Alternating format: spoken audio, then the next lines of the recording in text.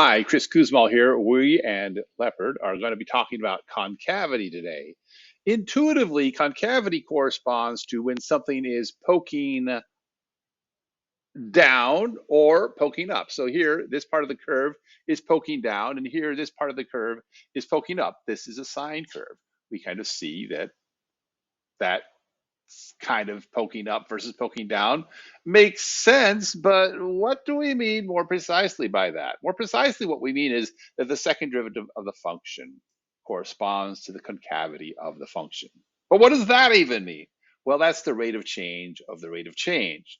Well, that's a little hard to understand. Well, let's try to look at it with just some pure numbers. This may or may not help you.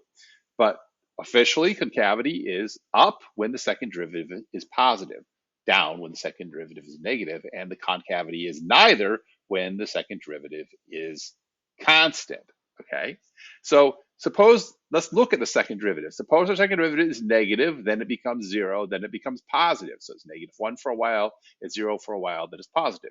If we look at this just discretely, as it were, then the first derivative, let's suppose that it starts at 4. So the value here of 4 is arbitrary, but then it drops by 1 because that's what the second derivative says to do.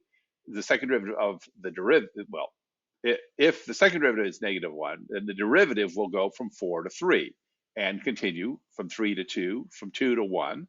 And then when the second derivative changes to 0, then the first derivative remains constant. And so it's 1 all the way across the board here. And then the first derivative starts increasing when the second derivative is positive. Okay, that's lovely. First derivative, second derivative. The actual function, again, this initial value is arbitrary. So that's corresponds to the plus c in calculus if you ever take, I don't know, some class called calculus.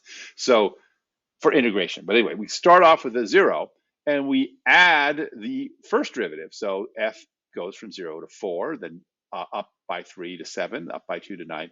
The amount that f is increasing is decreasing because the second derivative is negative. So the amount that you're if the amount that you're increasing is decreasing, then the function is by definition concave down. And when the second derivative is positive, then the function is the amount that is increasing. That is concave up. Okay. And officially, when the second derivative is constant, therefore we say that it's inflecting. Okay, let's consider the computation of the concavity of the sine function. The sine function is f of x sine of x. The first derivative of the sine of x is the cosine of x. The second derivative of the sine of x is the derivative of the cosine of x, which is the negative sine of x. Oh my gosh, I mistyped this, didn't I?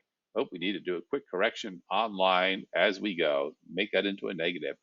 Don't you know it? How many times do you make that mistake? You forget to put in the negative sign when you do your derivative of the cosine. So the second derivative of the cosine, excuse me, the second derivative of the sine is the negative sign, but that means that the sine of x is concave up actually when it itself is negative.